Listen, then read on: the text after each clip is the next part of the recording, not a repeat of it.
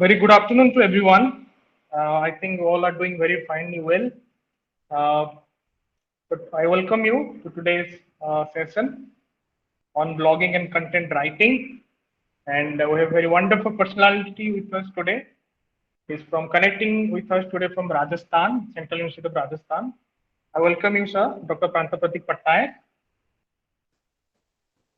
Thank you, Uh, Kaushik. Let me give a brief intro about sir. Dr. Prantapatik Patnaik teaches in the Department of Culture and Media Studies, Central University of Rajasthan. He specialized in sociology from Jawaharlal Nehru University, New Delhi in media during his learning years, also in University of Delhi. He has gained research experience working for the rights of indigenous people and the disabled during his brief stint as a research assistant in National Human Rights Commission, NHRC, New Delhi.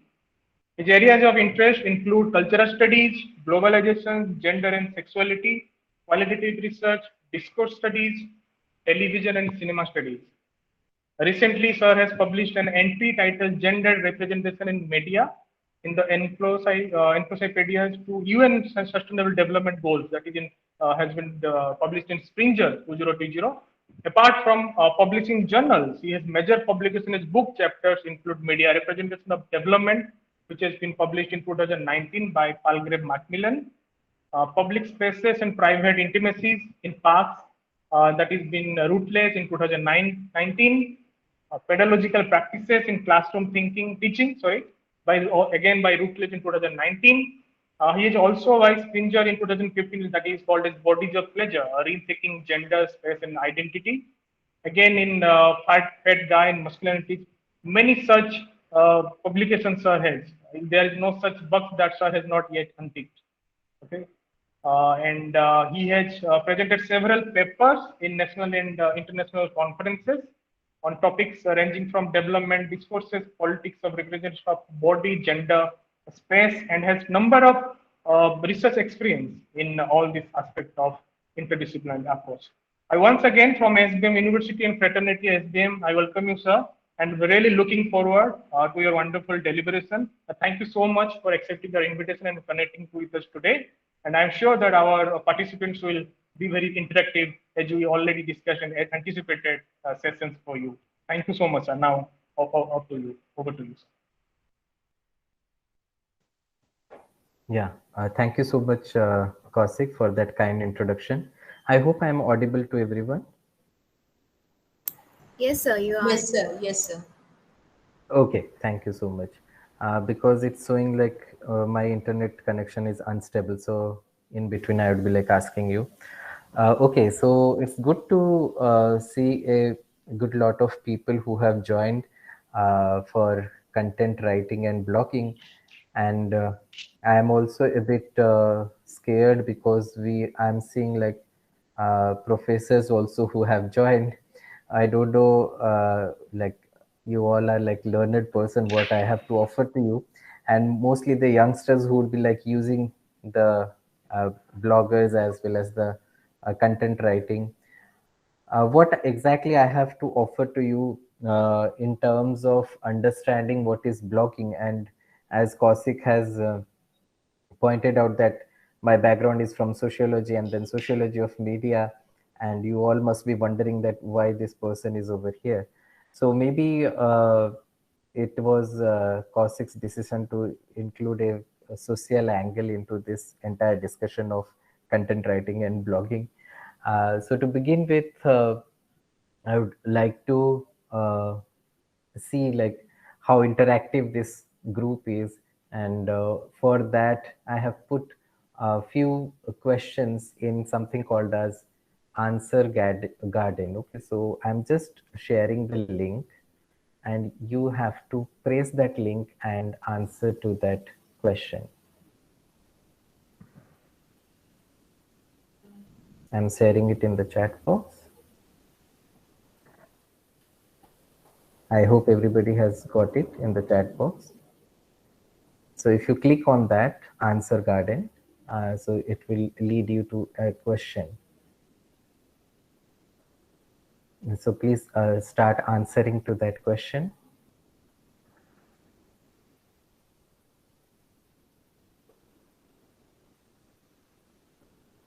This is just an warm-up exercise so that it is ensured that everybody is there.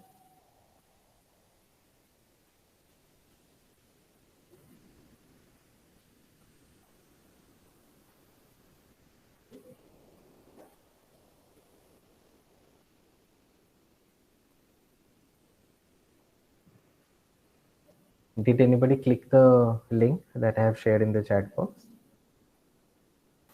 Yes, sir, I have, but there are limited characters.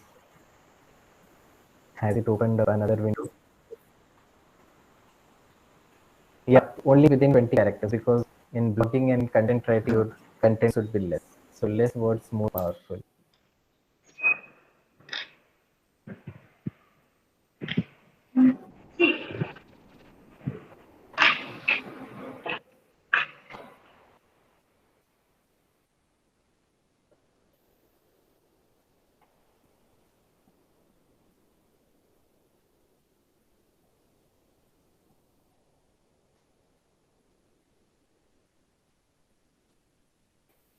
Okay, so I have got answers like writing blogs.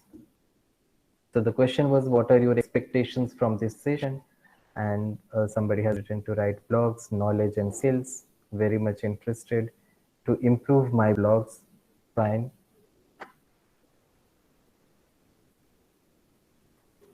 Anything else?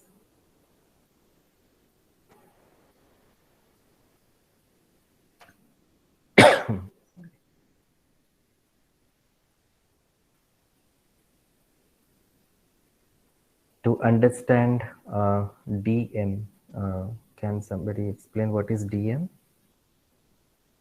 To become a good writer, okay.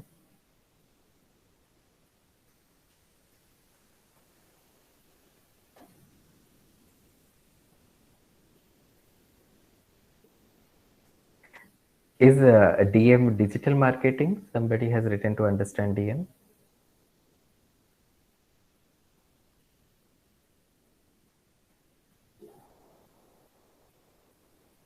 Okay, fine.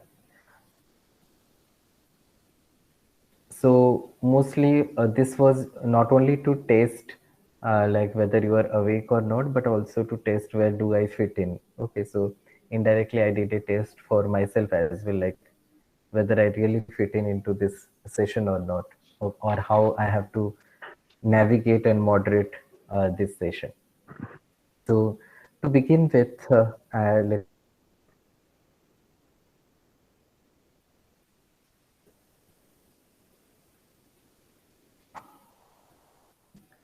you may write your queries in between as well in the chat box.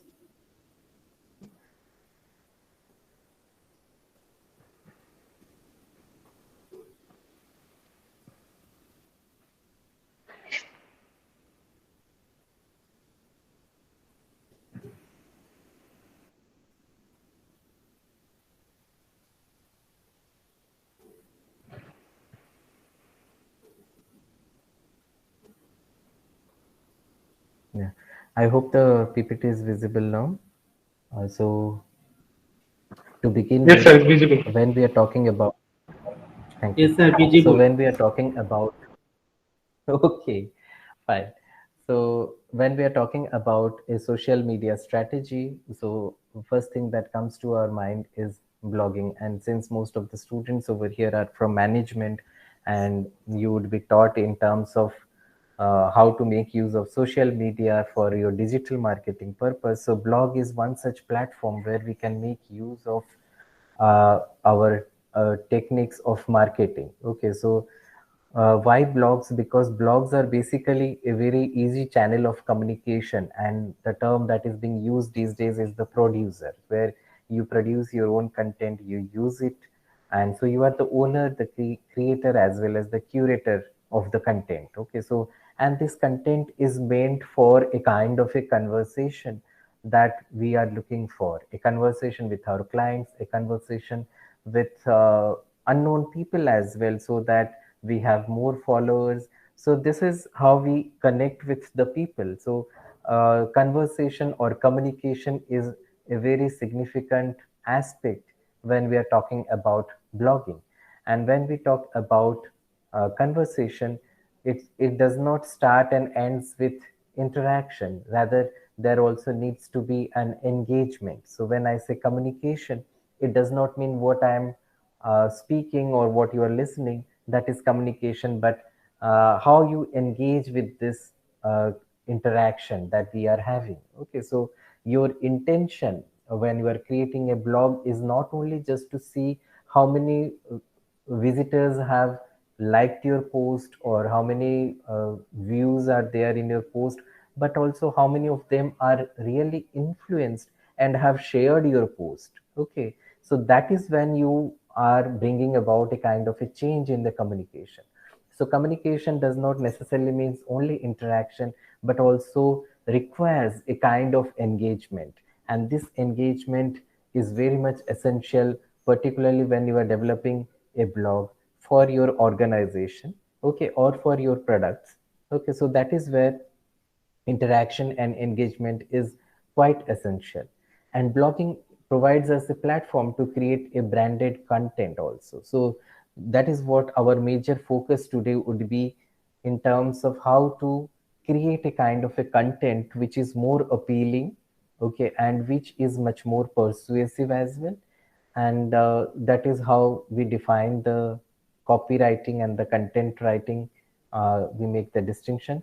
So you have to make your blog also not only a kind of an engagement involved in it, but also it should involve a kind of an interaction. And this interactive nature media has come to our rescue when we are making use of the visuals, the photos, the text, the infographics, and the videos that are very much helpful in order to convey a very long message into a very in a very short span of time. Because when we are talking about the average attention span of people, okay, so it is average reader would be like taking 7 to 8 minutes, until and unless you are a like voracious reader who wishes to finish a book within a one day.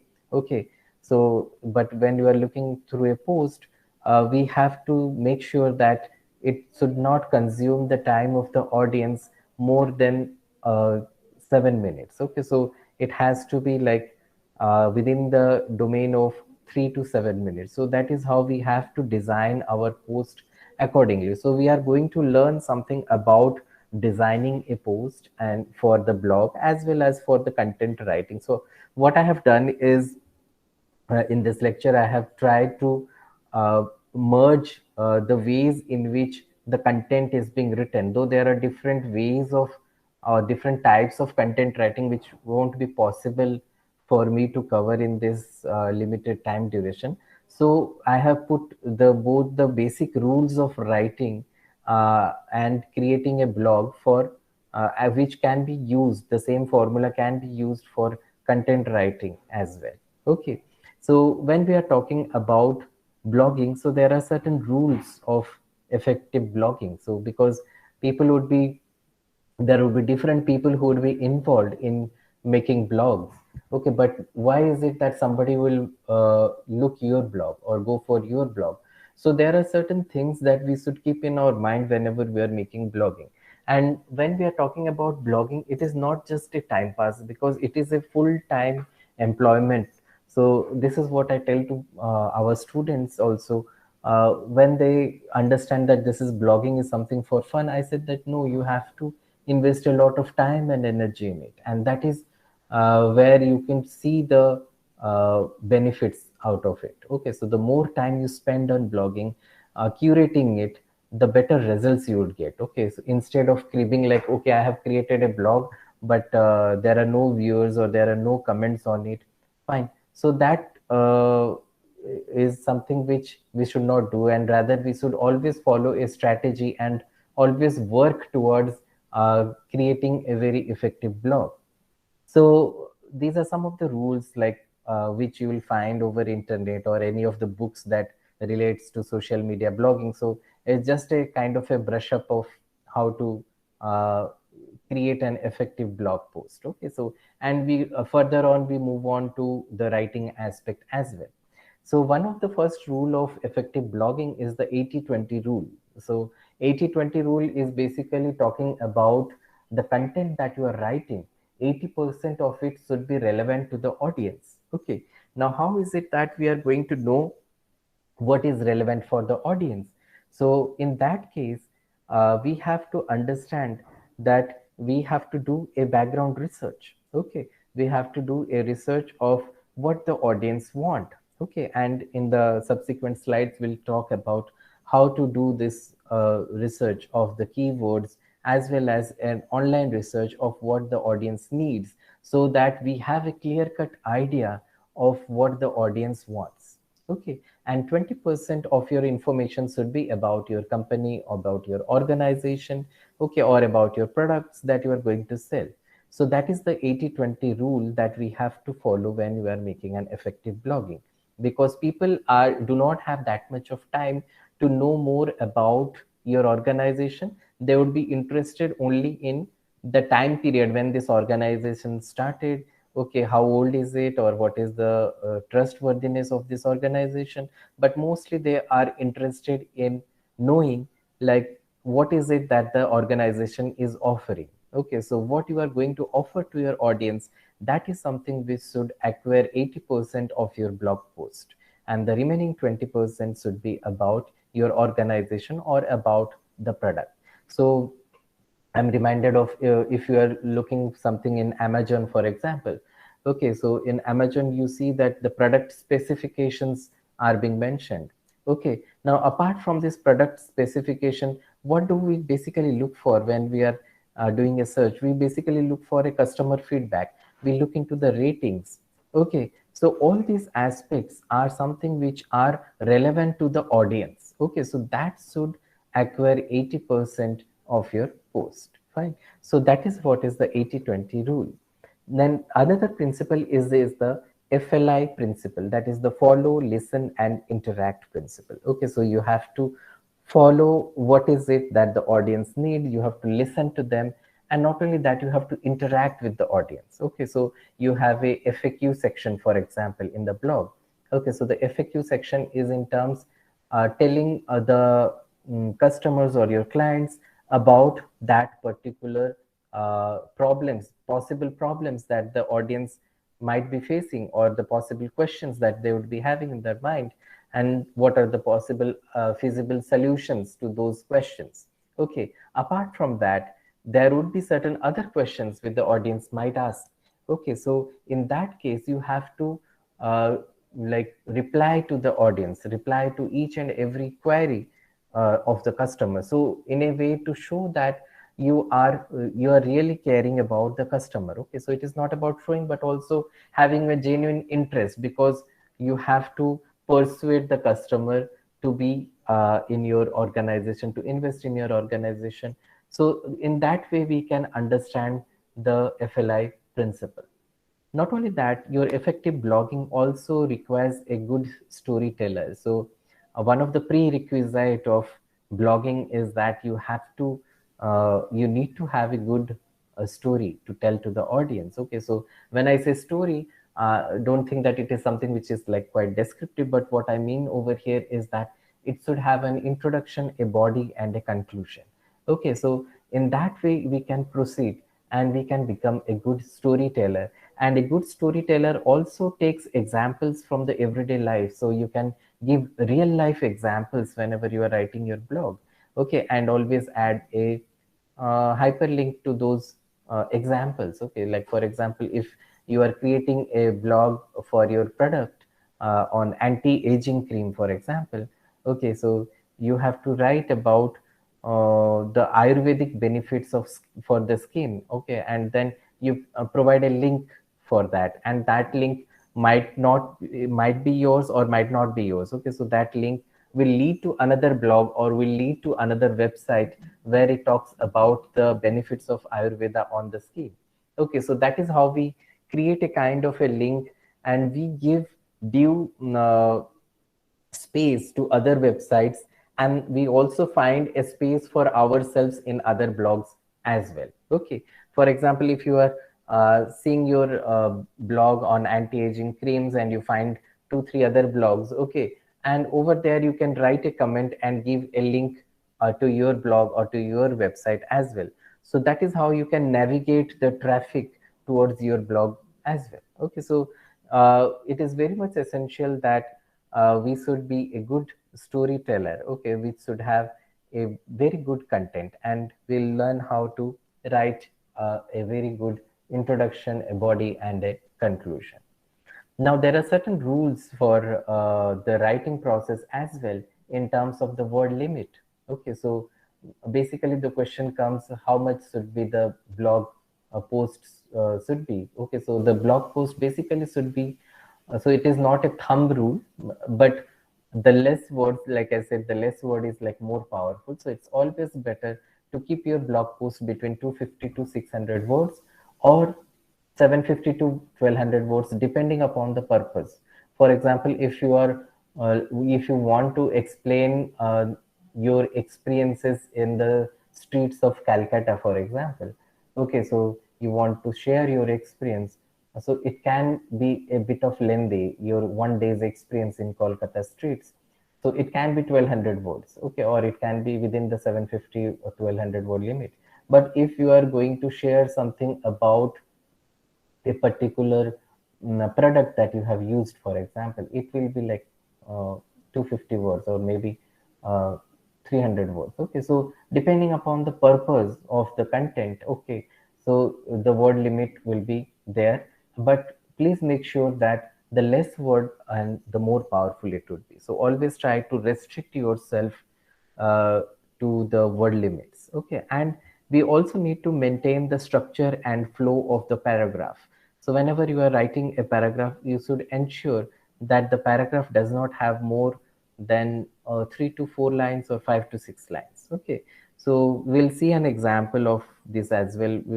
I'll show you something from some of the reputed blogs where people have completely restricted themselves to 3 to 4 lines or 5 to 6 lines in their blog, and they break the paragraph and then they begin another paragraph. So the structure and the flow of the paragraph is something which gives a space to the audience to like breathe, and like the something which we call in photography as the, or in designing as the white space. Okay, so the space where people can breathe in. Okay, so you give a space of, so your eyes are not tired, so there is a paragraph of 3 lines and then there is another paragraph of 4 to 5 lines. So, and then these days if you see in some of the blogs, they would be like writing 3 minutes read. Okay, so that is also another thing that has come up, where you can mention that how much time of the audience is it going to take. Okay, so that will give them an idea, and it gives a relaxation also, like for people who do not want to read, for them, okay, within 3 minutes if I can complete it, so it's fine enough. Okay, so that is how we need to understand that the powerful message has to be given, but within restricted word limit, and by maintaining the structure and the flow of the paragraphs over there. Apart from that, we also need to optimize our content. Now, when I'm saying optimizing our content, it means that we have to write the content that is compatible for better search engine and social media visibility. Okay, so there would be a lot of blogs on anti-aging creams. Okay, but what is it, or what are the keywords that you are going to make use of when we are writing the content, so that it becomes very much significant for the audience whenever they are doing a Google search. Okay, at least your blog should come either on the first or maybe on the second or the third. So your organization has to be on the top when we are talking about a particular product. Okay, so that is how we see, and that is why social media managers are hired in the organization to increase the visibility in the social media platforms. So that is how we need to optimize the content, so that you are not only visible but also easily accessible to the audience. Apart from that, what would help us in an effective blog post is also a catchy headline. Okay, so a catchy headline is something that should be preferably 8 words, not more than 8 words, or at the best, I would say that it would be something around 55 characters. Okay, so that should be informative enough for the reader. So it should not be like anything that you wish to do. Okay, so it's the headline. We will talk also about that, how to create a catchy headline. So a headline is something which could be understood easily, which should have an emotional appeal. Okay, and that is how we understand the headlines. Okay, or develop a catchy headline. Now, one of the tool to check whether your headline is effective or not is headline analyzer. So if you type in the Google right now headline analyzer, or let me just share a Google page.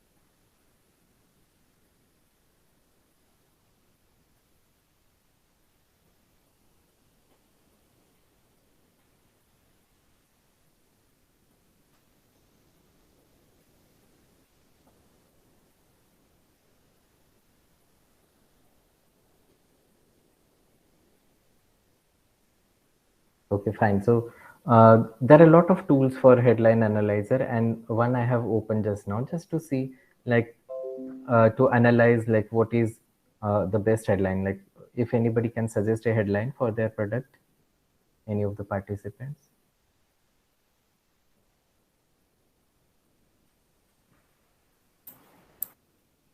any headline for your blog. Ananya, you can. Jashan.com. Sorry. Jashan.com. Sir is No, asking about a headline.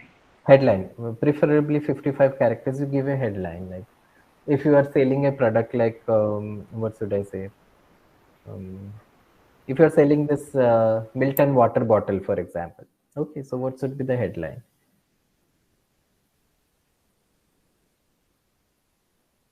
Yeah, we have to be a bit creative also. I know I'm like asking it impromptu, where it would be difficult to like just say some headline. Okay, let me put something.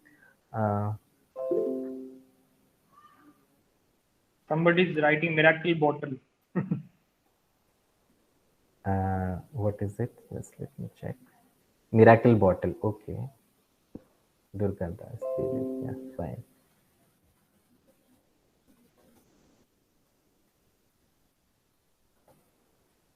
Miracle bottle, and we analyze.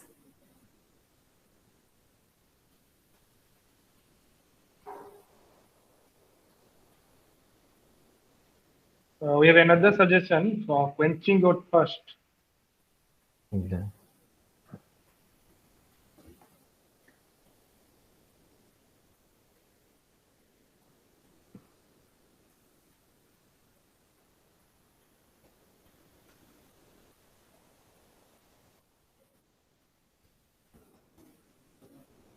I think this needs a kind of a registration somewhere. It's not. Yeah, the login is there. You need to Yeah, log in login is again. there. You're fine. So just let me check another one.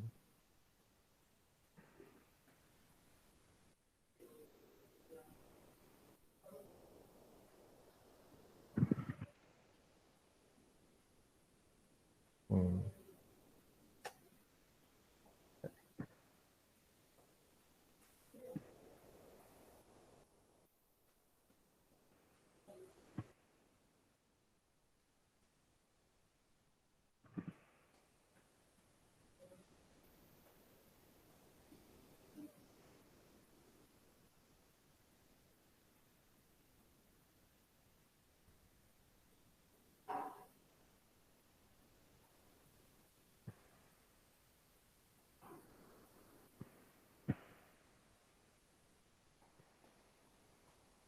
God, I don't know. Let's check. Again, it requires a bit of login also somewhere. But these are like free tools. That is what I wanted to say. These are like the free tools where you just have to register your Gmail ID, and then they will try to show you like how is it that your headlines is effective. So if you are doing it in an headline analyzer and your sorry, and your analyzing score is like more than 70, okay, so it means that it is a better headline. So they have different colors. So if it is a green color, it means it is like above 70 score, and they will be writing the score as well. And that means that this headline is something which is very unique, and this is something which you can use. Okay, so that is how you can make use of these tools, like the headline analyzer. Okay, so sorry for that technical thing. I think they require a registration. Before I was doing it, it was coming, but some problem. So you can try it at your own end. So you just type headline analyzer in Google, and then there will be different tools through which you can analyze your headlines. Okay, so before venturing into creating a blog post, having a good headline which you think is good might be used by somebody else earlier also. Okay, and it would suggest you that this is not a good headline. Okay, so that is how we need to understand that headlines should be something which should be quite different, and there should be certain words that should be used. Okay, so apart from headline, we also need to have some in-text links as well. So we have to make use of the in-text link that leads the visitor to the landing pages of the websites or the other blogs. Okay, so that is what I was referring to. For example, when you are talking about a particular product, and then you also link it to what a particular personality, for example, has said about that product. Okay, so in a way, you are creating a tag about that particular personality, and you are also increasing your traffic. So if the same way as Facebook works, like if you have a Facebook post and it is being shared by many people, then and influential people, then obviously the traffic increases for your Facebook page. Okay, so that is how we need to understand that in-text links are quite essential. So whenever you are writing your paragraphs also in your blog, in between you can add this hyperlink or the in-text link.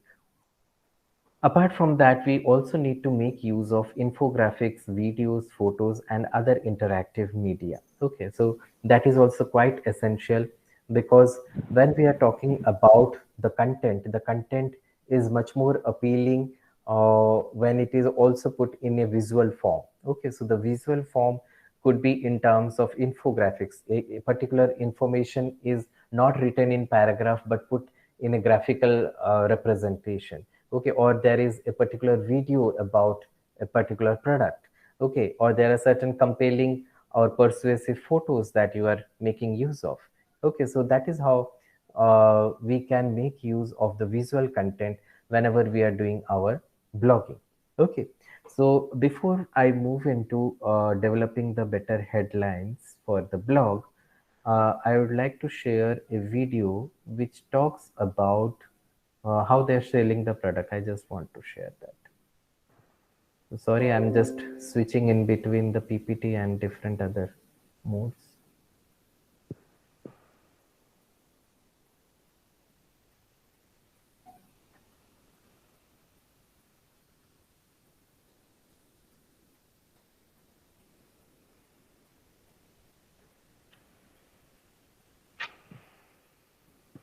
Yeah, I hope this is visible. Yes, sir. Yeah, which razor is right for me? So this is a kind of a headline that has been given, and let me play and just see how they have very cleverly put it. Have you ever wondered why there are more blades or less blades on a DSC razor?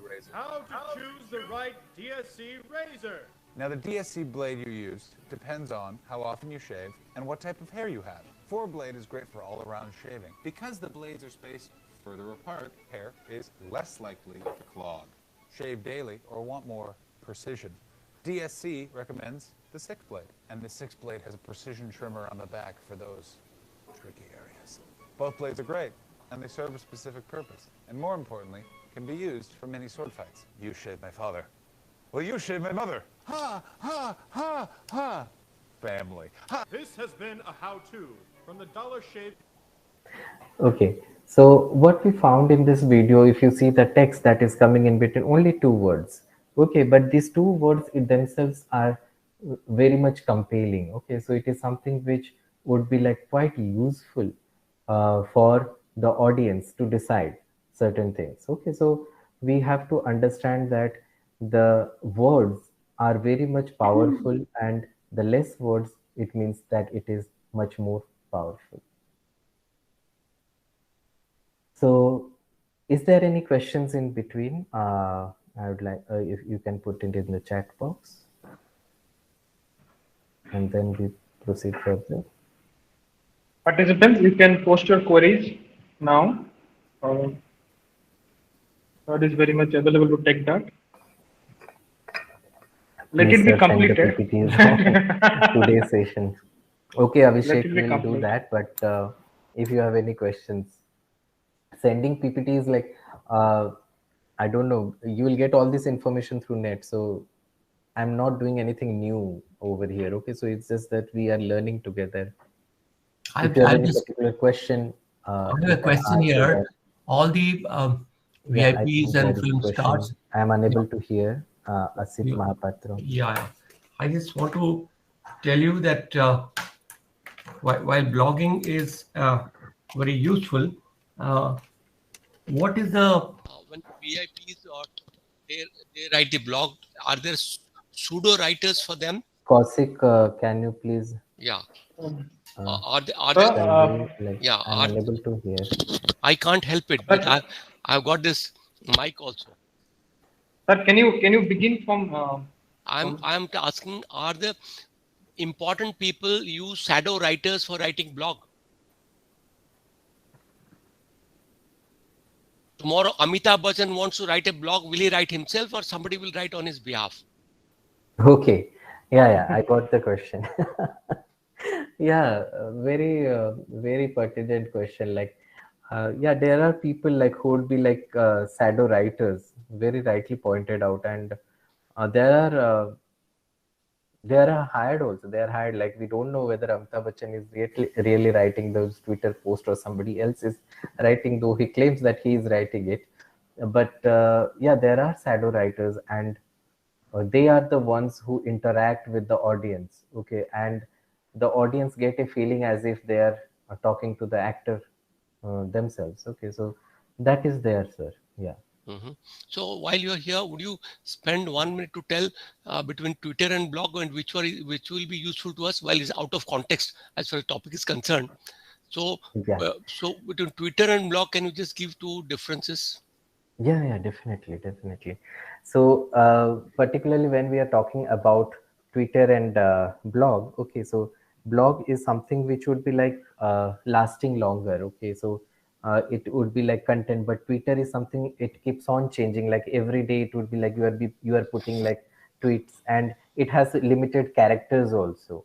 And blog, you can write as much as lengthy you can put your infographics, you can put your pictures, which is there in Twitter, but again it has a character limit. So that is one limitation and one difference between Twitter and Blogger. But if you are asking in terms of effectiveness, Yes. Effectiveness of Twitter and effectiveness of blogging, I think these are different platforms. Like, we have to see the purpose for which we are doing this tweet and for which we are doing this blogging. So if my purpose is to reach a large number of audience within a short span of time, okay, so I might be using a Twitter, and what again I will be doing is that I will be putting a link to my blog also in that Twitter. Okay, so there would be like my presence would be felt in multiple platforms in that way. So let us not differentiate in terms of different media platforms, but let us think of using these different platforms interchangeably or linking these platforms together. So that is my take on it, sir. Okay, thank you. Thank you very much. Yes, Abhishek Rautrai has raised his hand. Yes, Abhishek, if you have any query. Abhishek, do you have any query to ask?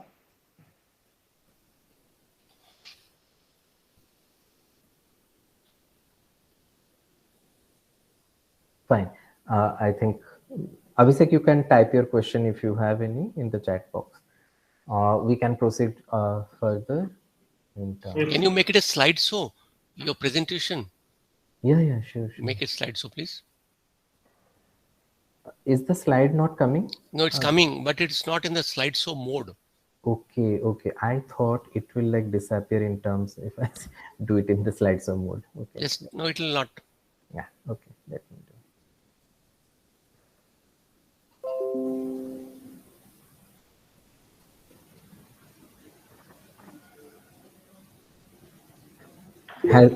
Has it come?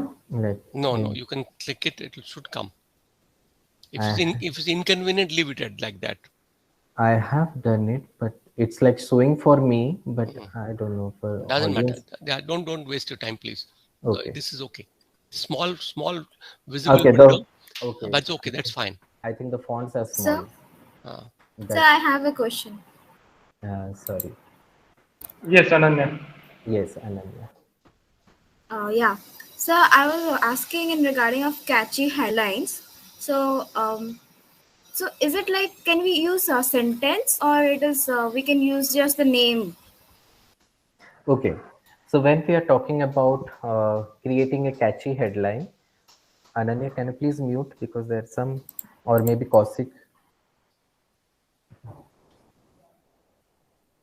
Thank you. So when we are talking about a catchy headline and whether we should use certain phrases or certain words, do not use it, never use a sentence. Okay, so sentence should be like too long. So a catchy headline should be preferably within 3 to 4 words or 55 characters. So it is always better to have a headline which has certain different kind of components. Okay, so which we will be talking in the next slide, where we will be talking about a catchy headline should consist of 4 kinds of words. One is the common word, one is the uncommon word, one is the emotional word, and another would be the powerful word. Okay, and we will see what are these words, and it would be better if we come up with a catchy headline using making use of these words for your products. Like for example, if Ananya is trying to sell a product, you have to think like,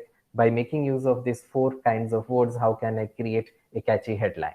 Okay, so for the time being, I would say that a headline should be as short as it should be, preferably less than 8 words or having minimum of 55 characters, but not more than 58 characters. And it should have 4 components: the common word, the uncommon word, the emotional word, and the power word. And we will discuss what are these kinds of words. Okay. We have a question from Abhishek Rautrai, who says, in rule for effective blogging, please tell me about FLI principle. FLI principle is nothing but when you are following your audience, you are listening to your audience, and you are interacting with them. So that is how you have created a audience base for yourself or for your organization. Okay, so that is why it is very much essential that you follow this FLI principle, where you have to listen to your audience. You have to follow where is it that they are navigating through. So there are different tools through which you can search what are the audiences, what are the questions that the audiences are putting. For example, if you are looking for admission into some educational institution, okay, or if you are going to purchase a car. Abhishek, is your mic on? Okay. If you are going to purchase a car, or if you are going to take admission in some educational institution, okay, so what you basically do, we do a search engine. We go to Google and then we type. So when we type over there, below there will be some websites that will be coming at the top, but below you will see that there are certain questions. Okay. Like which is the best school for management in Delhi, okay, or which is the best school for management in India. So what are these questions? These questions, Google has done a kind of an analysis of what particularly the audience are looking for. Okay, and that gives you an idea basically what is it that the audience are looking for. So what you are doing over here, you are following your audience. Okay, so what is basically the audience looking in terms of educational system, okay, or in terms of a particular product. Okay, so that gives you an idea about where the audience are going or where the audience are navigating. Okay, and then you have to listen what are the problems they're facing in the products, okay, or in any of the organizations, and later on you are interacting with them. So what you basically do is that you say that fine, so this is what is the problem in our product, but we have a better offer to a better offer for you. So you provide another link over there of your organization or of your product. So what you are doing basically, you are channelizing the negativity into positivity. So whatever problems they have faced, you are navigating them into a positive aspect and offering them something else, okay, something better than what they have experienced. Okay, so that is the FLI principle, where you follow, you listen, and you interact with your audience. For example, if your audience purchases a product, if you have seen in some of the uh, product or the product websites, there would be people who would be like complaining. In Amazon also, you might have seen like people would have put the pictures and would have said that I have ordered this color, but this color has come. Okay, but we do not find the reply of the manager over there, or reply of that particular company over there. But the moment you interact and you say, okay, fine, it is a mistake from our side, kindly return us, and this is the return principle, and we will send you the requisite color dress material. Okay, so what is it? You are showing a kind of a concern for your customer. Okay, and the customer likes it, and it is there in that question answer session also. So when next time somebody else would be going to do a purchase, they will see, okay, fine, this company replies also to the audience. Okay, so you are interacting with the audience. So that is what is the FLI principle all about, where you have to listen to your audience, you have to interact with them. You should not leave them in midway, okay, lurching in or beating around the bush. Fine, I hope I have answered your question, Abhishek. Yes, sir. Okay, fine. Sir, can you share the PPT, please? Yeah, definitely I will be sharing it. But that doesn't mean that you should go away now from the discussion. Yes, sir. Yes, sir. Don't go away, huh? Be here. Yes, sir. Okay. So nice. It was good. It gave me energy also. Good interaction. I hope it continues till 5:30. Okay. I told you before, sir. No, I'm enjoying it. Yeah. I wanted to do less talking and more of listening. Yeah. So coming to Ananya's question, I hope this slide will also answer to Ananya's question, and most of the people who would be having the similar kind of question, how to develop better headlines. Okay, so we need to understand the types of headline before we talk about how to develop a better headline. So one type of headline is the list post headlines. So list post headline is something that creates traffic, and from our own experiences, I think we are the ones who would be like clicking if a title is there like 5 ways to be rich, or 3 ways to lose weight in 1 week, or 7 days to get rid of baldness. Okay, so this is something which is known as the list post headlines. Okay, and that creates a lot of traffic. When I say, it means that it creates a lot of viewers and a kind of an engagement with your content. Okay, but one risk of such kind of headline is that it has this danger of being equated with a fluffy content. When I say fluffy content, it means that it is something which is very superficial. Okay, it is matlab dur ke dhul sohane ke. Okay, so where you are like trying to say something, but content is nothing there. So there is nothing substantial in the content. You are claiming something, but that claim is not there. So always put a kind of a list post headline which has an equally meaningful and a powerful and a convincing notion in when, for example, if a person clicks on this 3 ways to lose weight in 1 week, there should be a substantial thing attached in that content as well. Okay, so it should not end up looking like a very fluffy content. Okay, so most of the organizations, they make use of such kind. Even if you see the YouTube videos, most of the YouTube videos would be in terms of this list post headlines. Okay, so the moment you put a list post headlines like 5 ways to be rich or 3 ways to lose weight,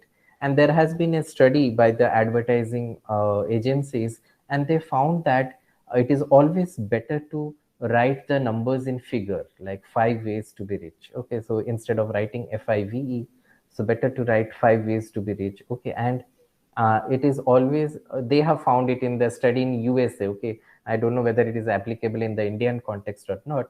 They are saying that all the odd numbers, the moment you put the odd numbers, it has more visibility than the even numbers. That is what they have done a study as well.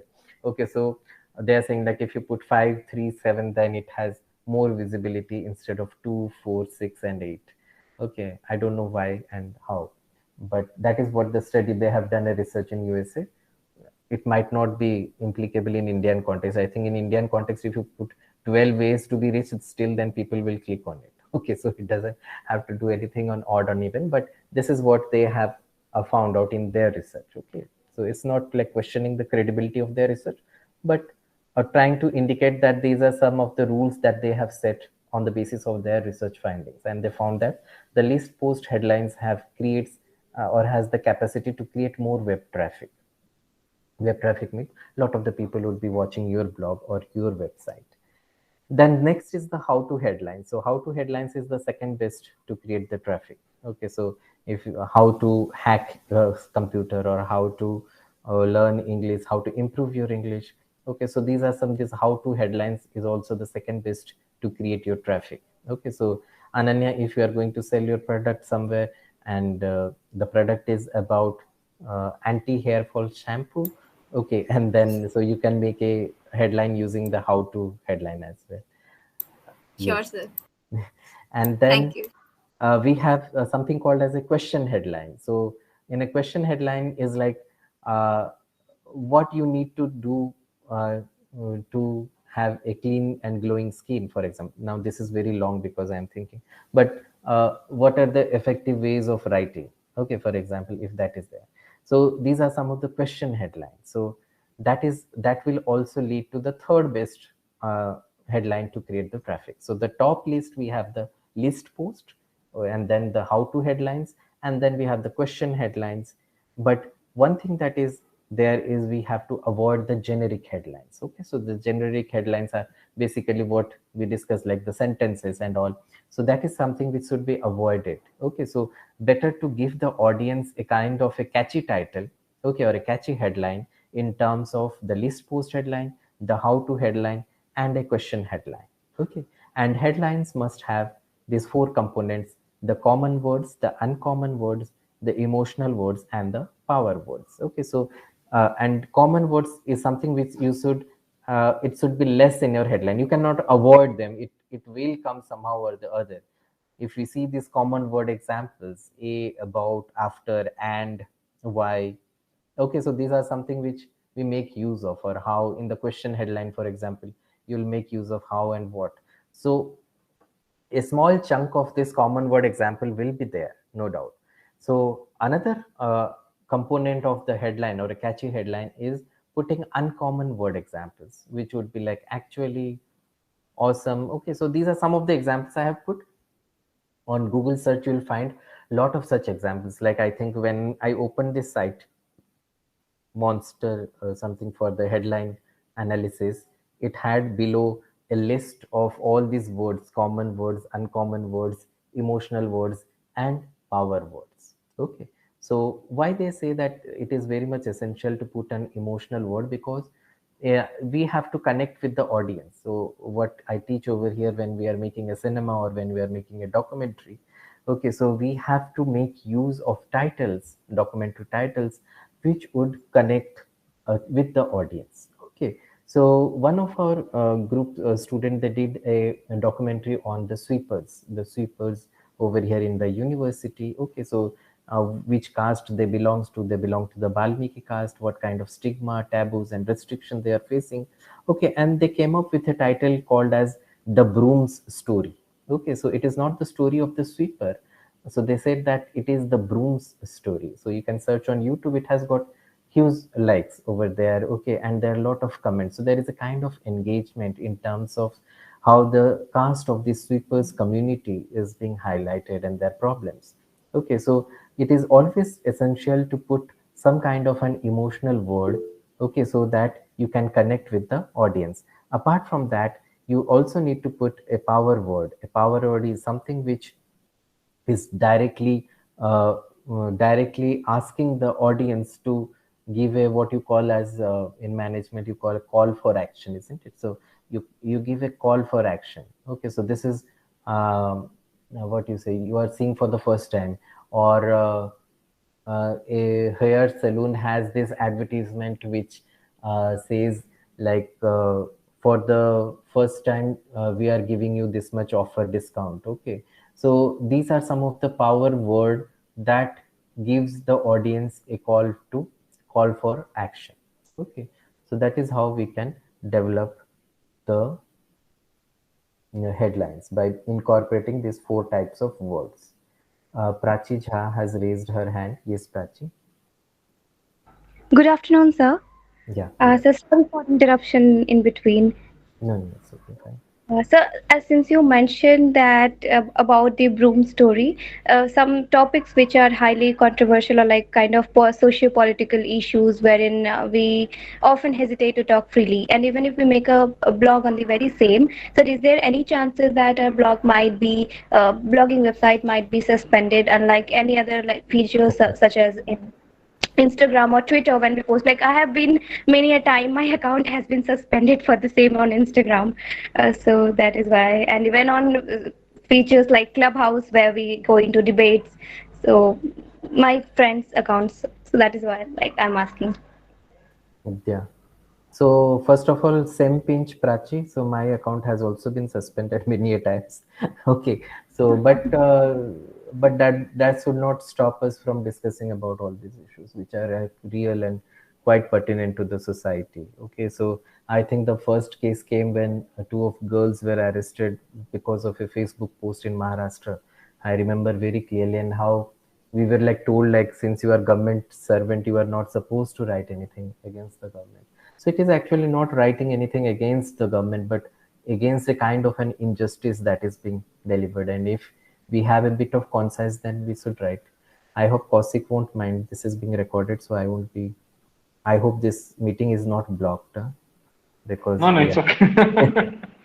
So because this we are, similar kind of threat I also get from my parents that you talk about such topics one day when you'll be a government employee, you'll be knocked out, and such kinds of remarks yeah, are very. you will be made to sign a code of conduct, Prachi, when you join. Like when we joined in Central University, we never had this, but later on, we were told that you have to follow a code of conduct of service. Okay, so that is there. So surveillance will be there. Okay, so I won't say then what is the best way to voice out your opinions would be like, as I think Asit Mahapatra said, be a ghost writer. Okay, so in somebody else's name, maybe you can voice your opinion. That would be the best thing. Sir, Okay, so we'll not talk about that. Yeah, Prachi, anything related to blogging? yes, sir. Sorry, sir. So we can continue. Yes, sir. Okay, yeah, but these are. It's good that you have asked this because this is also quite like troubling question, something which we grapple with in our everyday life. Okay, what is it that we should post and what is it that we should not post? Okay, fine.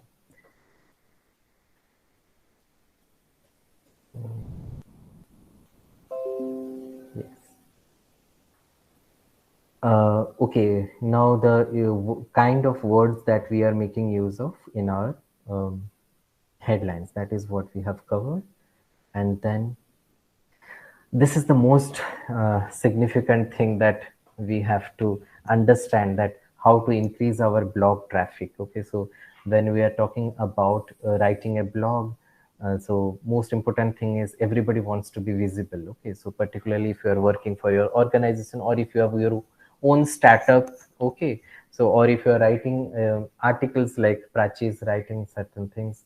Okay, so how is it that you have to increase your blog traffic? Okay, so for that, the first thing is that which most of us shy away is a background research. Okay, so we have to do a kind of a research in terms of what is it that is trending. Okay, so we have to do a research in terms of what are the things that the audience is expecting, or what is it that the people want to read. Okay, so Prachi, there are people who would be reading The Wire, okay, or certain other, the writer.in, these are some of the websites, and they have their own blogs which write certain about certain social issues which the so-called mainstream media do not portray. Like now we have this, sorry if I'm like diverting from the topic, but I just wanted to give an example. Like now we are having this shortage of coal, and that is affecting this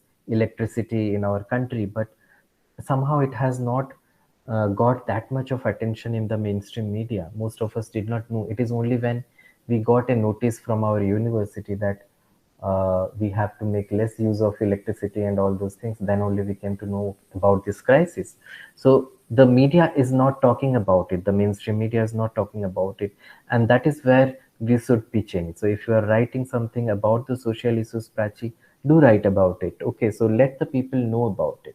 And we also need to see it is not that you would be alone in this writing process. There will be several such people like you who would be like dying to write about this social issue and who are very much concerned about these issues. Environmental concern, okay, concern about the environment, poverty, okay, and you have to do a research and try to find out who are these people who are writing about it. Is there any kind of an article that has come out in some of the newspaper? Have they put it in their blog? Have they put it in their website? Okay, and while you are writing your article, you give a reference to that particular newspaper also. That okay, so in that way we can increase our blog traffic. So most important thing is that we have to do an online research, and there are certain websites that I have written. One is BuzzSumo, which gives you a kind of an buzzsumo.com. If you see, it will give you a kind of an information about the earlier researches that has been done. Okay, and lsigraph.com is another such website where you can also find what is it that the earlier stories are prevalent. Okay, so we'll just look over here and again switch from PPT to the website.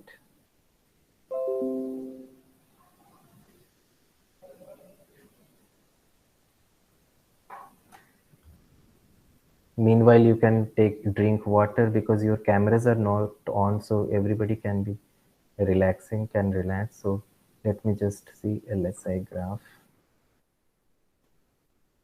LSI graph is something which is also helpful for you in analyzing the keywords as well. Okay, so it will give you an idea about whether this keyword is useful or whether you should change to another keyword. Okay, so let me share this.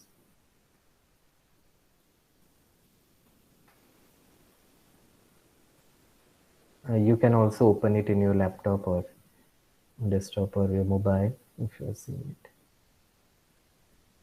So you see generate LSI keywords that Google loves. So that gives you an idea of the most profitable related keywords. So if I have already done one. Anti-aging, and I say generate.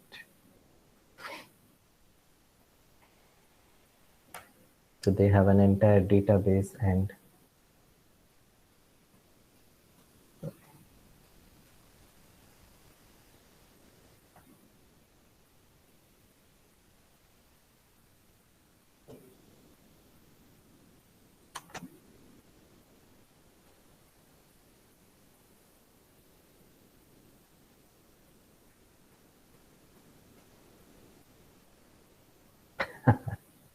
okay, their offer is being shown.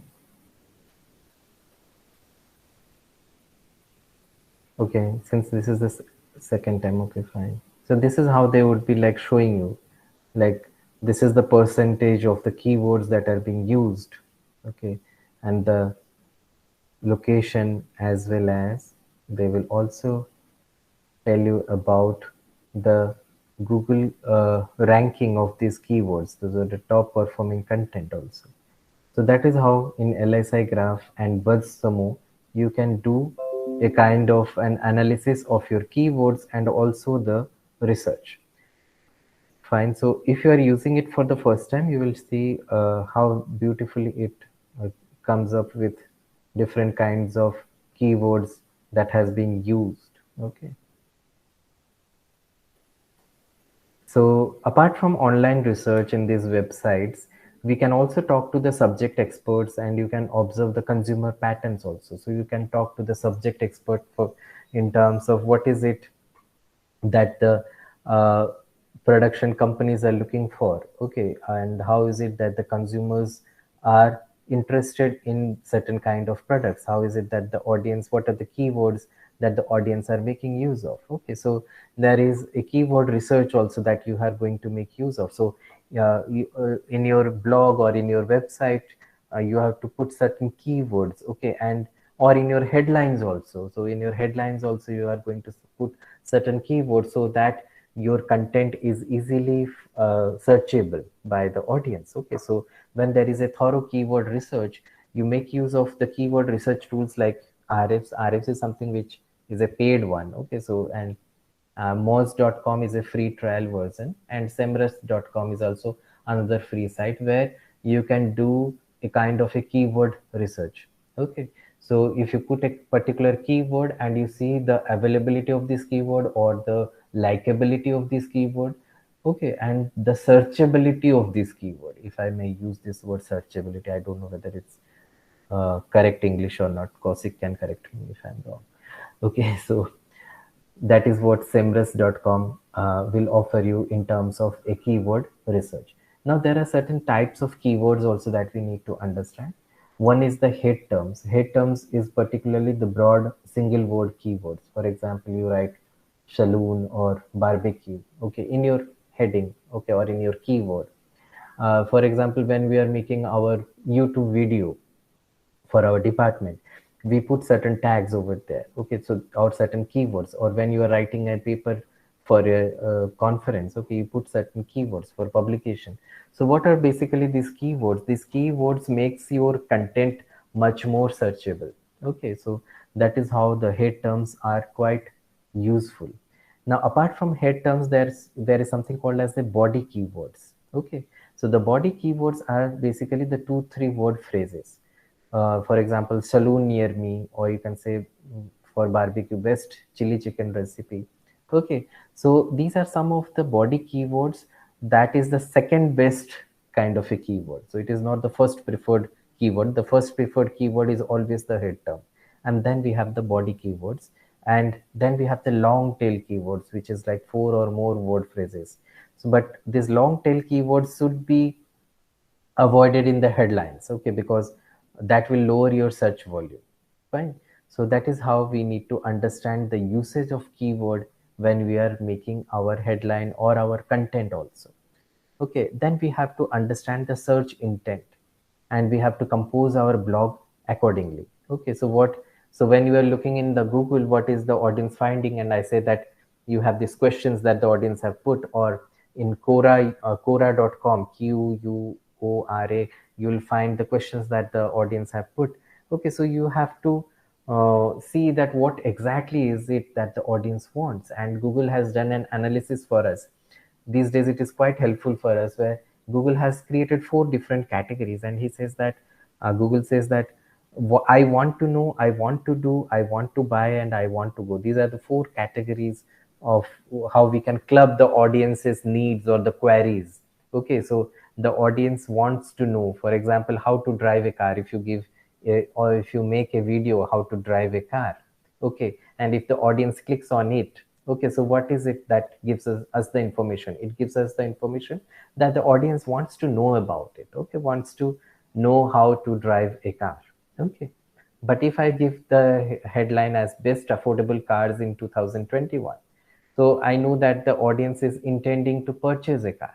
Okay, so if you are working in a car manufacturing organization, and if you want to create a blog, okay, so you can keep this headline like best affordable cars in 2021. Okay, so that will drive the traffic to your blog. Okay, so it will create a kind or generate a kind of an interest among the audience by seeing that particular headline, particularly for those customers who want to purchase the car. Okay, so that is how you have to understand the search intent. So you have to do a research of where is it that the audience are going, and on the basis of that you have to profile the audience customers and see that where is it that they want to go, okay, whether they want to purchase something, whether they just want to know, okay, to broaden their knowledge base, or they wanted to go to a particular place, okay, so or they want to do something about it, okay, so like learn hacking, for example, if you say, okay, so somebody will click on it, so they want to learn about it, they want to do it, okay. So that is how we have to increase our blog traffic, by understanding or doing an online research through a keyword research, and then the search intent of the audience. Coming to the next part, sorry,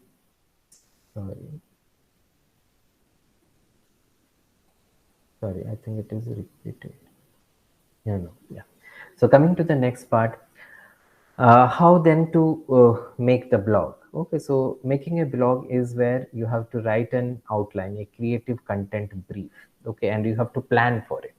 So planning is very much essential, because when you are working in an organization, or if it is your startup company, then you have to work it alone, but always involve a team, so that you can critically analyze like whether you are going in the right direction or not. Okay, so it is always better to work in a team and find out a creative content. What we do over here in our department is that we ask the students to create their own blogs, okay, and they create their own blogs by making use of these principles, but somewhere they go in a wrong direction, so there it is a group effort, so then another group will comment on it. So this is how it is a learning process, and we cannot always go right, so it is actually a gradual process of learning, and we learn to do it. So when we are writing an outline or a creative content brief about our blog, it should include the audience for the post. It is very much essential that you mention or you have in your mind the target audience. So if Prachi is writing something about a social issue, then Prachi need to understand that who are the people who are going to make use of, going to read this blog. Okay, so your target audience should be in your mind. So obviously for Prachi, the children are not in mind. So about the social issue when she's writing, the children are not in mind. Or if Ananya is talking about any beauty product or like anti-aging cream, so definitely the younger people are not going to read it. Okay, so we know our target audience, and it is very much essential that you keep your target audience in your mind whenever you are writing your content. Okay, so content writing should always be done from the perspective of the reader. Okay, so you have to visualize the reader in your mind. Who is the reader? Had you been the reader, would you be reading this blog post? Okay, so that is very much essential to understand. Okay, so always keep the target audience in your mind, and their key pain point. Key pain point over here refers basically what exactly is the audience looking for. Okay, so that is their key pain point. What is it that they want from this blog post or from this content? Okay, or any kind of information that they want, which is missing somewhere else. Then the angle the blog post must take. Okay, so since Prachi has raised this issue of writing about the social problems, okay, so what is the angle that your blog post should look like? Okay, so whether it should be pro-government, whether it should be anti-government, whether it should offer solutions and take a middle path. Okay, so there are different ways of putting your story. Okay, so that is how we need to understand, and we have to think thoroughly what is it that the audience will be interested in. Okay, if the story is written in a particular manner. Okay, like I'll give you an example that we did yesterday with our students, where we asked them to make a documentary plan around the theme of COVID-19. So one of them came up with a topic called as the mental health of elderly persons. Okay, another group came up with the topic of education, how education is hampered because of this online education system. And another group, the same topic on COVID and education, but they are putting it from the perspective of the child, of the school going children, for example. for them whether it is fun. Okay, so it is lot of fun for the school going children because they are enjoying at home. Okay, so you see different perspectives of the same theme. Okay, so we gave them the theme COVID-19 and they came up with different other kind of stories. So somebody talked about COVID-19 and the housewives, okay, or the domestic maids. Okay, so these are the different ways or different angles through which the same story can be represented. So you should understand that who exactly is your audience, who is your target audience, and you are making this documentary for whom. Okay, and similarly for the blog also, you are writing for whom. So always keep your reader in mind. Okay, then also the keywords that you are trying to rank for. So the keywords that we have discussed.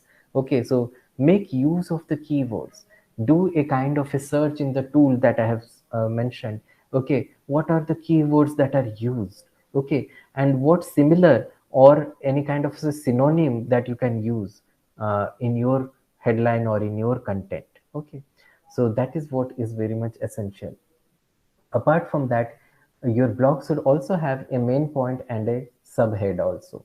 Okay, so there should be a main point, the headline, for example, there would be subheadings, is the same way as you write an essay also. Okay, and at the end you have to mention about any kind of a content upgrade that you want to give through your blog. Okay, so if some, like, people do a kind of a sequel in the films. Okay, so to be continued. Okay, what was this film? Yeah, Bahubali. Okay, so Bahubali. So the main question was why Katappa killed somebody. Okay, so killed Bahubali. Okay, so that is a kind of a sequel, and people are like very much interested to see the second part. Okay, but whether the second part was that interesting, I don't know. But you created or you generated a kind of an interest among the audience, like by raising this question, why Katappa killed Bahubali. Okay, so similarly, when you are writing a blog, you can always give a kind of a sequel, or you can upgrade, talk about an upgradation of the content. Okay, and then you have to do an effective content plan also. So you have to determine your working title. You have to talk about the main takeaways. When I say the takeaways, after seeing the blog, what is it that gets imprinted into the minds of the audience? Okay, what is it that they take away? Like Satyajit Ray says that after watching a film, the star is someone who is like gets imprinted in the minds of the people. Okay, similarly, your blog should give certain takeaway to the audience, and for that, the visuals, powerful visuals, is something that is quite essential for all of us. Okay, because visuals convey a lot. Okay, instead of the words. So visuals and infographics are very much essential. And then what are the missing takeaways? What is it that could have been added but you have not added it? So add that as well. Okay, so we have to think a lot. So thinking is something which is quite essential when we are doing a blogging, writing a blog, and creative thinking is very much essential. This is something which we cannot learn overnight. This is something which comes through practice. The more we practice and the more we look for other blogs, successful bloggers, okay, then we get the idea about it. Okay, and then we also need to have an effective closing up of the post. Okay, so the post particularly ends with either with a happy note, or whether with a call for action. Okay, or whether for a sequel or raising certain important questions. Okay, so it all depends on how you close up your blog post with it. Now you also have to do a bit of spying. Okay, now this is something which is called as the competitive analysis. You see what is it that your competitors are doing or writing, how is it that they are writing. Okay, so a bit of surveillance is there on us, and we also... Sorry, was that an indication that there is less time? Yeah. Okay. So we can continue for another 15 or 20 odd minutes. We can take some questions. Yeah, definitely. Okay. I hope it was not planned by you, Kaushik, that you give me a hint that you only have 10 minutes left. No. Okay, fine. Okay, so what I was saying is that we should also have a knowledge about our competitors also. Okay, so competitors in the sense, like if somebody else is also writing about the social issues. How is it that they're writing? What is it that they are missing? So the usefulness of your content and easy accessibility of your content is something which you should always keep in mind. Okay, so you have to determine what is missing in the competitor's blog, and you put that missing content. You can make use of real life examples. You can make use of quotes from the third party sources and influencers. Influencers basically would be referring to any kind of a personalities, okay, whom we like, who has a like wide follower. Okay, for example, as Asit Mahapatra sir is saying about Amitabh Bachchan. So if Amitabh Bachchan writes something about my blog, so my blog will have a huge followers. Okay, so so you take reference of these influencers or the third party sources, quotes from them, how the quotes, and then the real life examples also. We have two hands raised. One is Prachi and one is Ananya. Yes, we'll go alphabetically, Ananya and then Prachi. Yeah. Thank you, sir. So my question is regarding the spying thing. So Yeah. when you say we need to do the spy, so exactly on who we need to spy? Because if we are choosing a topic, there are very less people who are posting on the same topic. So, and plus, who should we spy on? Like the same topic people or the people who have different topics? And I just really I'm getting confused in that part. Okay. Yes, Prachi. Pardon, sir. That time only when I asked, I just forgot to put it down. So Okay. I actually have any question. Yes, Okay. sir. Okay. Fine. Okay.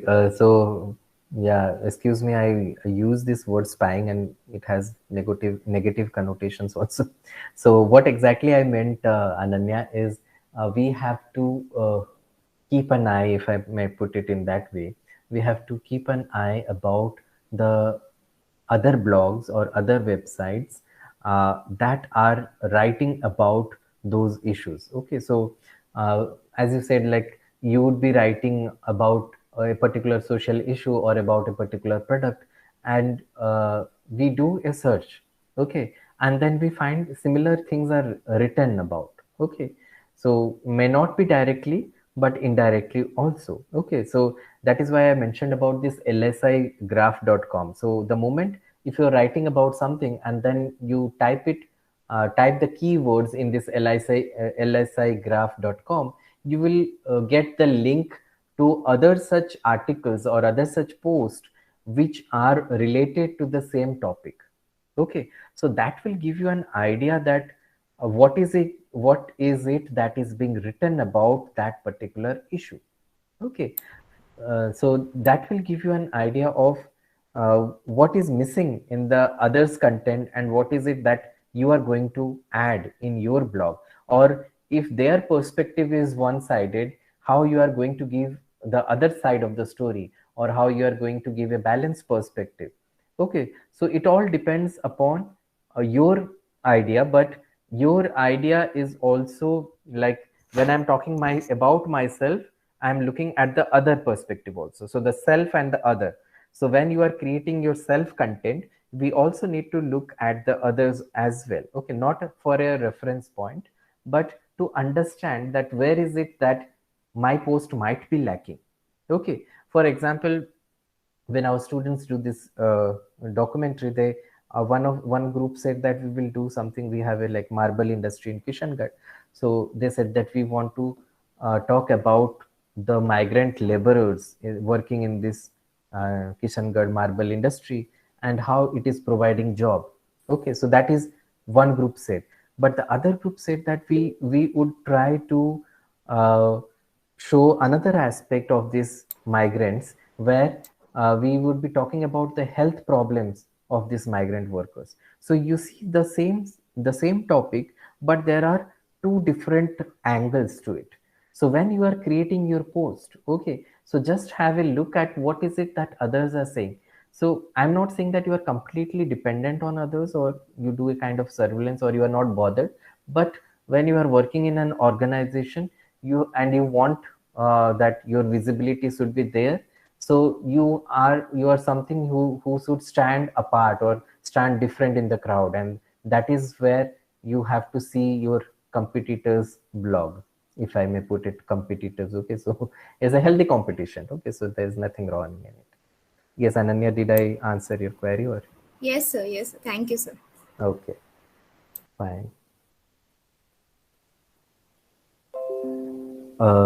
Okay, and then we have talked about use of quality visuals, the infographics and the pictures and the videos, and also this is something related to I think Asit Mahapatra's question about Twitter and Blogger, where you have to promote every new post in different media platforms and in different formats. So if in Twitter you are putting the same content in written format, in YouTube you create a video about it and then you put it on YouTube.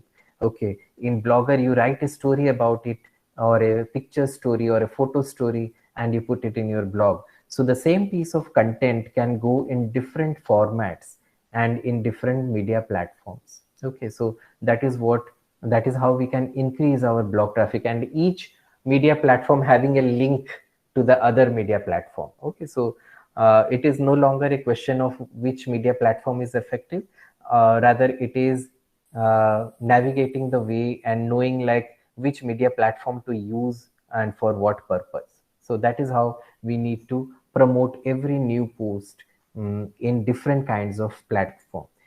Some of you would be doing the marketing course and management course, you would be understanding the concept of B2B, B2C. Okay, so we know that there are several platforms where we have to take care of this B2B. B2B is business to business. So if you are a small business partner of garments and you want to sell it to the Raymonds, okay, so how you are going to connect with the Raymonds? Okay, so or if you are a car manufacturing company, so how you are connecting with the audience? So that is the B2C, business to customers. Okay, so we have to understand the different needs of our organization, or if it is yourself a blog, how is it that you can talk about any particular issue, okay, in different media platforms. And it is always better to keep it very short, to keep it always precise, and to make use of more quality visuals.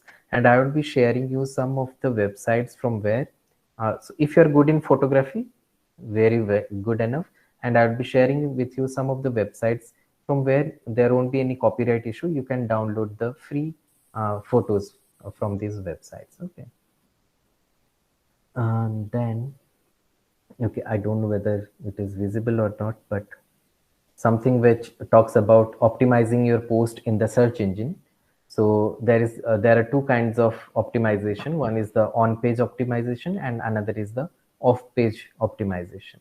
So when I'm talking about the on-page optimization, this is something which you can control and optimize. So for example, you can put the primary keyword in the URL of your website. Okay, so if Prachi is talking about poverty, so Prachi can give the website title as povertyconcerns.com. Okay, so your keyword is coming in the URL itself. Okay, so that is one thing that is under your control. You can do it. Then there are secondary keywords that you can make use of throughout the content. So in the content, you can make use of the secondary keywords. And then we have the title tag and the meta description. So when we are having a blog, there are certain tags or there are certain buttons that comes in different colors where you can design it and you can put the title, and over there also you can insert a keyword and you can give a meta description. Meta description would be meaning in terms of a very short description about that particular concept or topic or a product. And then you can alter the text for images. So without writing too much of text, you can put an infographic, or you can put a visual, or you can put a video. Okay, so it all depends on you how you are optimizing it. Okay, so what we do basically for our department Facebook page, we would be writing something about the students' documentary production, and then we put the YouTube link. So what happens is that the audience looks at the description and then clicks on the YouTube, and then the YouTube, when they open in that YouTube description also, there is a link to our blog. So the audience navigates. So you are steering the audience to in a particular direction. Okay, so the audience understand different notion or different aspects of the department through this. Okay, and then there are internal links to the other blog content. That is what I just explained now. And then there is off page. So off page is something which is not under your control. This is something which the website does, or something which the you can say the internet does for you, and you do not have any control. For example, if you publish guest post on other sites, okay, so for example, if Asit Mahapatra sir has a blog on certain issues, okay, social issues, and Prachi is writing about poverty, so Prachi can comment over there and can also provide a link to her blog over there. Okay, then you can contribute quotes, statistics, graphics with a link to your site. That is also something which can be done, and that is where the internet would be sending the audience to your blog or to your website. Okay, and you can also appear as a guest on someone's podcast, and you can reply it, or you can say that, okay, this is a great thing, and we are also doing a similar kind of thing. Okay, and you can also visit our blog. Okay, like I do mandala art. Okay, when I'm doing mandala art and I'm putting it on Facebook, so the replies are coming in terms of like, fine, you are a great artist and you are doing a very nice mandala art, and there is an mandala competition going on, so they put a link of their blog. Okay, or there are different effective ways to learn the mandala in simple easy steps, so they will put their video link over there. Okay, so these are the ways in which you navigate the audience or invite the audience to your blog or to your website. Okay, so apart from optimizing your post in the search engine, we should also keep track of our content. And when we are talking about our content, so there are certain key things that we should keep in mind. One is the sentence length. So always aim for 25 words or less per sentence. Okay, the paragraph length, stick to 3 sentences or fewer per paragraph. Word count, the best post length is however long it takes to make your point. Okay, so please remember, 750 to 1200 words, not more than that. And again, that depends upon the purpose of your content. Image placement is very much essential. After every 300 words, there should be an image. Okay, so that the audience do not get bored reading only the text. And then there should be a clear introduction, body, and conclusion. That is, the flow of information should be there. Hyperlinks should be there, and usage of header tags. Header tags means the heading, the subheading, then the subheadings. Okay, so all these things should be there. And then there should be a lead magnet placement. Lead magnet means where you make opt-in forms easy to find. Okay, so they can either be placed in line, okay, or at the end, or using a tasteful pop-up. These days we are making use of these pop-ups. Okay, so something which I am not well equipped with to teach you how to insert that pop-up, but that is something which is like quite handy. So if people are reading your content and something comes as a pop-up, then automatically your eyes goes to that pop-up. Okay, and we click on that. So that is for a call for action. Okay, you register for this course, particular course over here. Okay, so that is how the pop-ups come up. Okay, or gives a call for action. So this is what I have to talk about blogging, and also simultaneously we have covered many aspects of writing also. Okay, so this is some of the blog formatting checklist. Since I would be sharing the PPT, I won't be repeating what I have said or mentioned over here. So with this, I end this discussion. Thank you everybody to be here. Sir, can you go back to the previous slide? Yeah.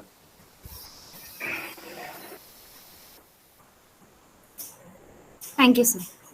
Okay, so this is just a checklist, what all we have discussed, and whenever you are doing a blog, make sure that these are the things that have been followed. Okay, so that is how we can create an effective blog and write good content also. So it is when we are talking about blogging also, we have discussed a lot about the content writing as well. Kaushik also wanted me to talk about types of content in the web, but there would be like more than 30 to 40 types of content writing, and I don't think we have that much of time to discuss. Maybe Kaushik, you have to invite me again for another session on content writing exclusively. And I think it would be more fruitful if we do a kind of an exercise, and it is like a very boring kind of thing to do a lecture on this. Experiment in terms of how the participants would also be whatever they have learned, they create a blog out of it, and they can write, and then we all can discuss. So a workshop in a workshop mode. Yeah, you can send some bullet points on content writing, even though there are 30, 40 types are there, all 30, 40 are not required. If you can send it across, it will be probably useful because you are so good in deliberating and explaining. I'm very happy about it. Thank you so much, Asit sir. So I would definitely send across the PPT on content writing as well. Yes. Okay, so Nice. which we discuss with our students, and I think we should also share our blogs among.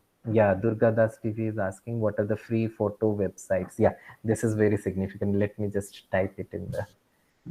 You mentioned about podcast. So can you just correlate how because all these things are, there are many things are there. So whether podcast also is an art, one has to learn separately. What is the practical use of podcast? Yeah. We have to learn separately about podcast, and there is again a different kind of a writing style that would be required when we are making a podcast. The same way as we write a script for radio programs. Okay, so we have to create a script for the radio. Similarly, when we're putting a video on YouTube, you have to put a script for that as well. Like we saw the video example. Okay, so they prepared a script and what are the words that are to be put over there. So this is quite essential, and each one of them requires a lot of time and energy, and we need to master in all of them, so that it is very much essential for us to know about podcast also, because that is also another happening thing in the digital media world. So podcast is very much essential. I think we can see from the net and see what we can do. And Instagram people are using that's only for photo features, right? Photo features, yeah. Photo. Yeah, but based of all the things, what I hear more is a Twitter. So of course, I don't know whether we are required to do it unless until there's a purpose to it. So, but people use Twitter more regularly, and bloggers are serious people. They research and write things. I'm telling you from my own point of view. I hope I'm right. Yeah. It is like upon our experiences, like where we see, like I might not be using Twitter much, but I'm the in charge of the social media group of our university. So we are made used to send all these good things about the university in the Twitter. So Twitter is mostly, I don't know, people keep on ranting their personal biases on Twitter. That's a different issue, but the organization basically they would be promoting. So it is particularly a platform for persuasive content and promotions. So that is what I find. I don't know about other aspects, but Dr. Patnaik, you have surely made another admirer today.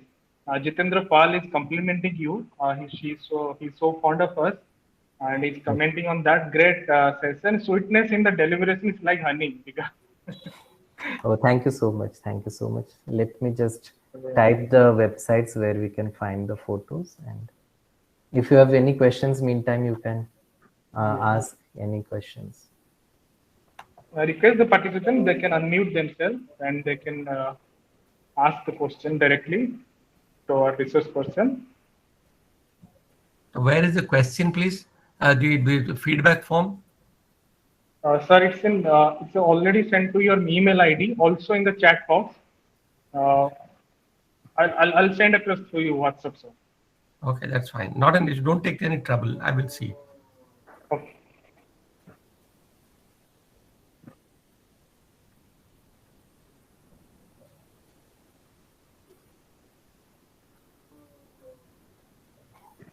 Okay, I will share you the links where one is how you can download the photos and there is no copyright issue.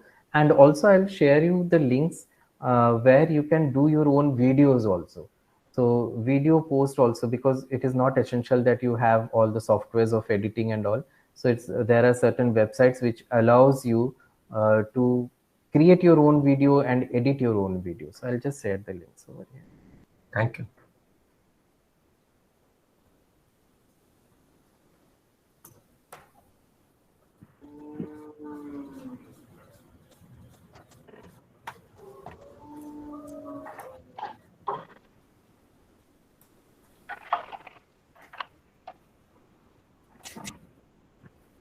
ddg.com is a website where you can find ready-made videos also.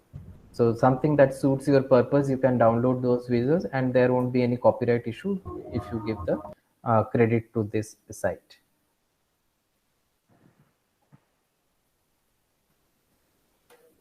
And I hope you might have heard about this Creative Commons.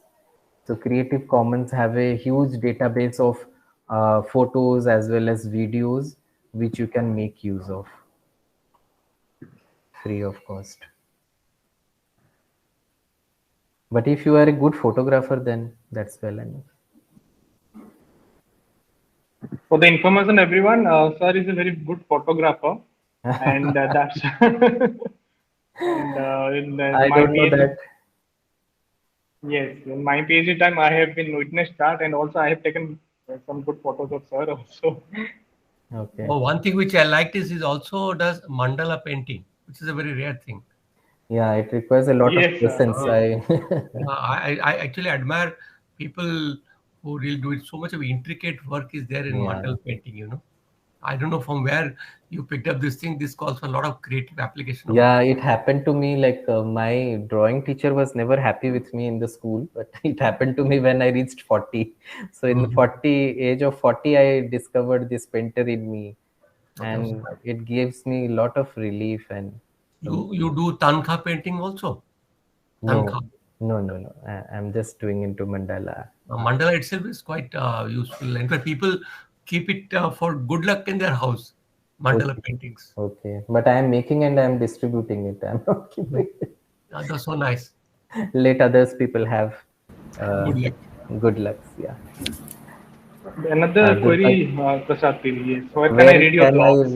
Where can I read? Better, sir, if you share your blog. If you read my blog, I don't know what you are going to do with me. That's why they're asking for, I guess. Okay. You know. Hello, sir. Good evening. I'm Dr. Srinivas from ASV University. Hello, sir. I have one query that we all write blogs, no doubt about it. Means, what is the main purpose of it? Is it because of our personal feeling as an academician we want to share?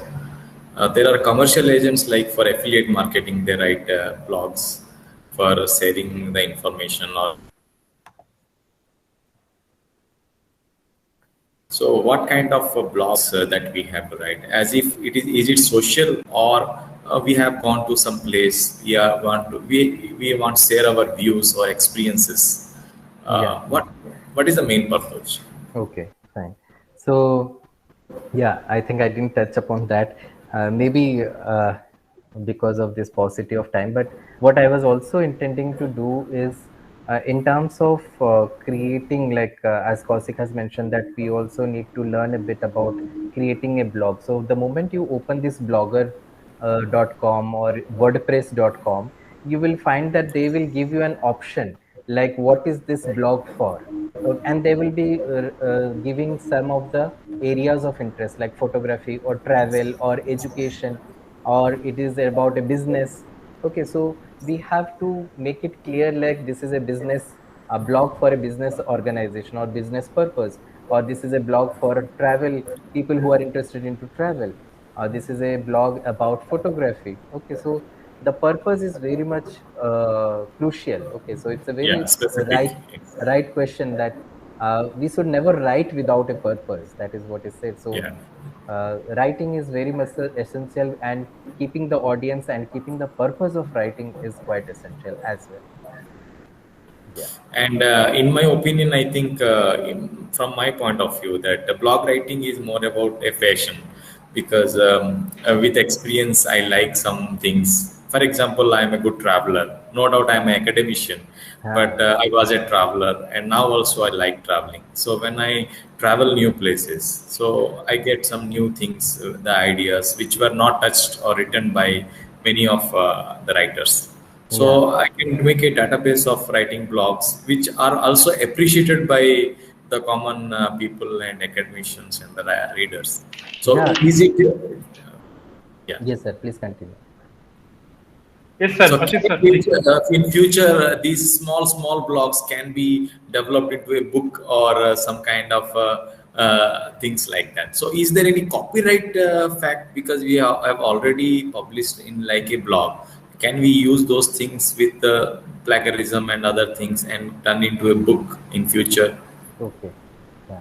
So yeah, it's quite interesting that you love traveling, and there are a lot of travel blogs. And if you see, there is this blog called as Tirthan Valley, and you can put and you can give different insights to people who are going to travel to that particular place in your blog itself. Okay, and you will navigate the traffic to your blog. I'll say that. Yeah. For example, if you give this tag that you see in the most of the travel advisors also, they will be saying that 5 places to visit in Bhubaneswar, for example. Okay. So if you give this headline, so if somebody else is coming from outside and sees places to visit in Bhubaneswar, so your headline itself would be a catchy headline for that person. Okay, and then in your blog you can give the pictures of these places in Bhubaneswar where they can go, and what are the important tourist attractions, where are the good foods, good Odia food that would be available in Bhubaneswar. Okay, so all these things would be like making your blog quite rich.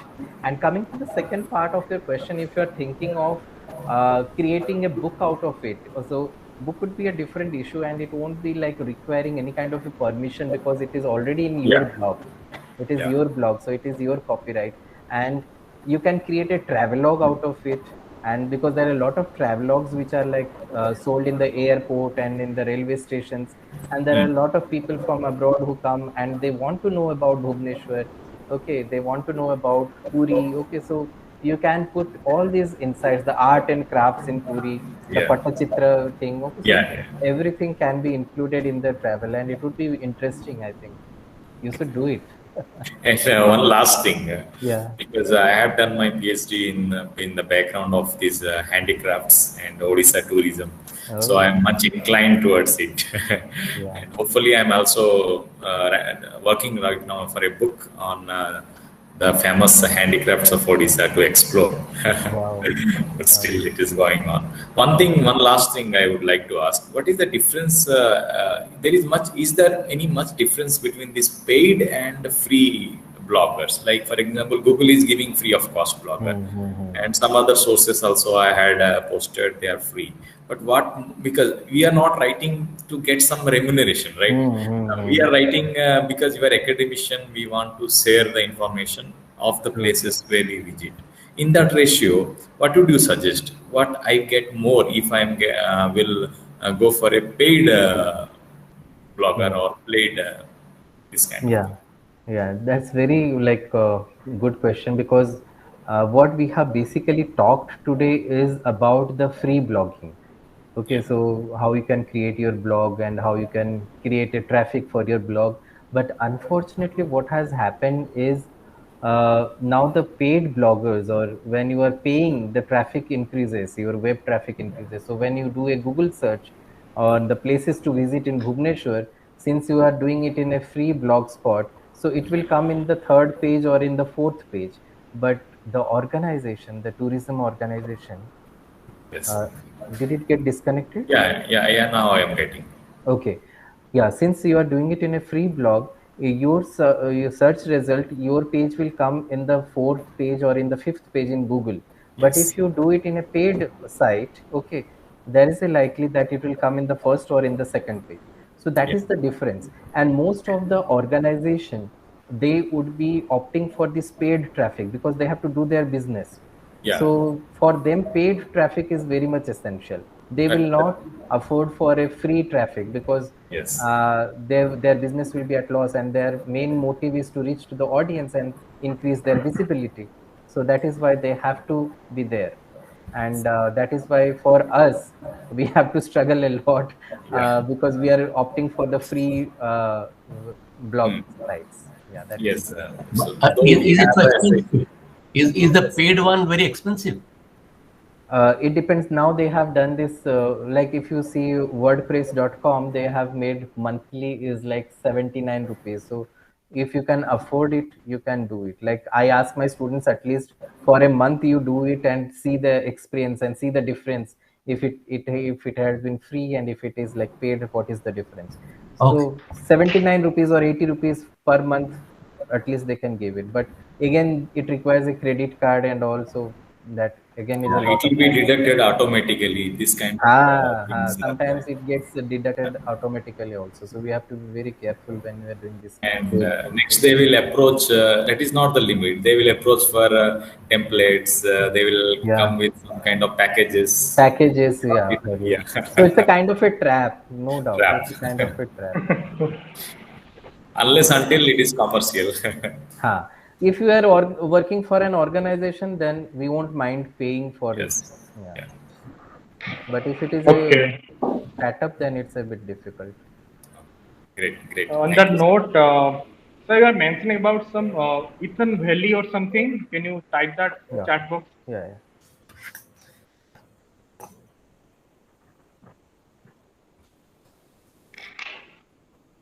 Ethan Valley. Yeah, thank you. And there is something called as organic seeds or something. So it is about the organic food. I'm forgetting the name of the blog. So it is also a very nice blog. I give an example of that blog. Another blog that we can see for the content writing is the blog by Dell laptops. Okay, so Dell laptops and also the Starbucks coffees. These are very much popular. Yes, also when I talk about this Travelogues, I mentioned about this Lonely Planet, which is publication thing. That's all the more, that is traveloguing. Many commercial and also literary travelogue they are producing. The blogs also becoming nowadays in travelogues. So, long example. There are a number of messages being floated with, and both Sarmishta, Ashish, they're all asking about your where we can access your photographs, and paintings and join me on Facebook. You can had I been not mind. Had I been selling my mandala art, then I would have created a business page on Facebook. So Facebook also has this business page, and Facebook ad manager is another thing that has come up. So, but since I'm giving it free of cost to people, and I like doing it and gifting it to people. So ID also, he will not mind getting connected to you. On that note, thank you so much, sir. And it doesn't feel like it will finish this one. And surely we'll try to organize another session with you definitely out of interest, and also will not mind also that. Thank you so much for this association. And seeing you today live and after so many days, you reminded me of my Sivraj days over there. And person like sociology, then again coming to media. Now you talk about B2C, B2B. I can see the transformation a lot for this program and interdisciplinary thing which has happened over here, and which also I am trying to imbibe in this new venture of mine. Thank you so very much. And accepting our invitation. I am sure the participant has a very interesting session today, and will very soon organize another one. I will try to get in hold of sir. Yeah, and once again, I would also like to extend my heartfelt thanks to all the participants and to ASBM University for giving me this opportunity to have a conversation with wonderful participants over here. And I'll share my PPT on blogging and content writing, and join me on Facebook also if you would like. And Asit Mahapatra, please send pictures of your mandala paintings. Sure, sir. We will connect on over Facebook, and then I'll share it. Sure. If you can share your personal email ID, that will do. Yeah, definitely. That will. Very simple. I know I could have typed. No, I'm giving it. No issue. And on Facebook, you can also find me at Pranta Pratik Patnaik. There is only one Pranta Pratik Patnaik, and that's me. Yeah, there is no doctor, there is no professor, only Pranta Pratik Patnaik. So there is one more Pranta Pratik Patnaik. I know that. But his Patnaik spelling is double T. But Yes. mine is single T. Sir, are you? Yeah, when I also checking on- your surname, I was very sure that I will not repeat the same mistake again. Double T thing. Are you also Thank on you. IG, Prachi? No, Prachi, I'm not on IG. Lot of my students tell, sir, why you are not on IG? When I was teaching in Delhi University, people used to say that, sir, why you are not on Facebook? I was in Orkut. So Orkut was a social media platform that time. And then they used to say, sir, you are very old fashioned. You are not on Facebook. Now, when I came to Facebook, they're asking me, sir, are you not on Instagram? Okay, be interest. It's very Yes, difficult sir. to manage so many platforms, you know. You have a lot of responsibilities and very Yes, difficult sir. to manage so many platforms. But hopefully someday I will join Instagram and I'll follow you, Prachi. Yes. Thank you so much, sir. So that's a huge regard. The world is very small, and Yeah. all of us can get connected to each other. Thank you on this note, sir. Thank you so very much Okay. again. Thank you, everybody. Thank you. Bye. Bye.